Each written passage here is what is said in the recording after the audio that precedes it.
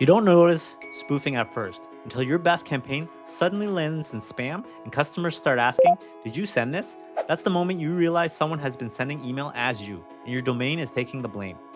I've seen this happen to good marketers and legit businesses. One fake invoice or phishing email goes out, trust drops, and deliverability gets shaky. The fix isn't guesswork. It's DMARC policy configuration. DMARC is a simple instruction you publish in DNS that tells inbox providers what to do when an email claiming to be from your domain fails authentication. Without it, many servers will still deliver those fakes without question. Here's the key. DMARC doesn't replace SPF and DKIM. It connects them. SPF checks if the sending server is allowed, DKIM checks if the message was altered. DMARC decides what happens when things don't line up. Before you touch DMARC, make sure SPF and DKIM are already set up and passing. If they're broken, DMARC enforcement can hurt legitimate email, and that's the nightmare you're trying to avoid.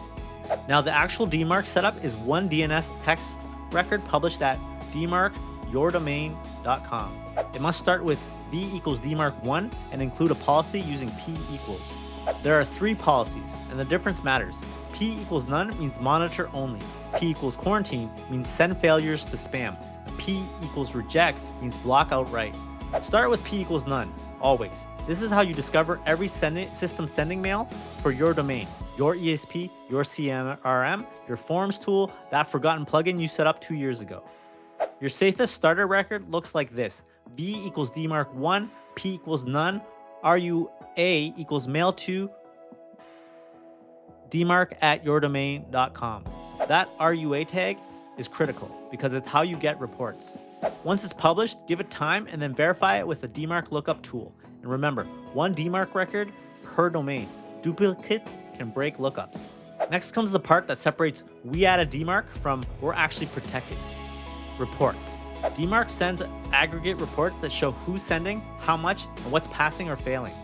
You're going to look for surprises, unknown sources, big volumes you can't explain, or legitimate platforms failing because SPF or DKIM wasn't aligned properly. This is where alignment bites people. With DMARC, it's not enough to pass SPF. It has to align with the visible from domain. Same with DKIM.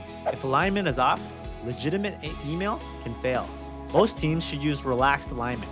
ASPF equals R and ADKIM equals R. So subdomains don't accidentally break authentication. After you've monitored for a couple weeks and fixed every legitimate sender, you move carefully to enforcement. Update to P equals quarantine and use PCT equals to roll it out gradually, like PCT equals 10, then 50, then 100.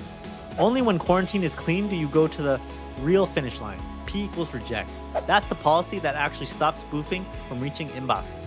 If you want to protect subdomains too, use the SP equals tag, so you're not leaving an easy side door open. And here's the long-term truth. DMARC isn't set and forget. New tools get connected, vendors change, and sending sources drift. So you review reports monthly to stay airtight. If you want, I can help you draft a safe starter DMARC record for your domain and map a rollout plan from P equals none to P equals reject without breaking legitimate mail. Subscribe for more deliverability guides and drop a comment with your DNS provider and sending platforms, and I'll tell you the cleanest next step to take.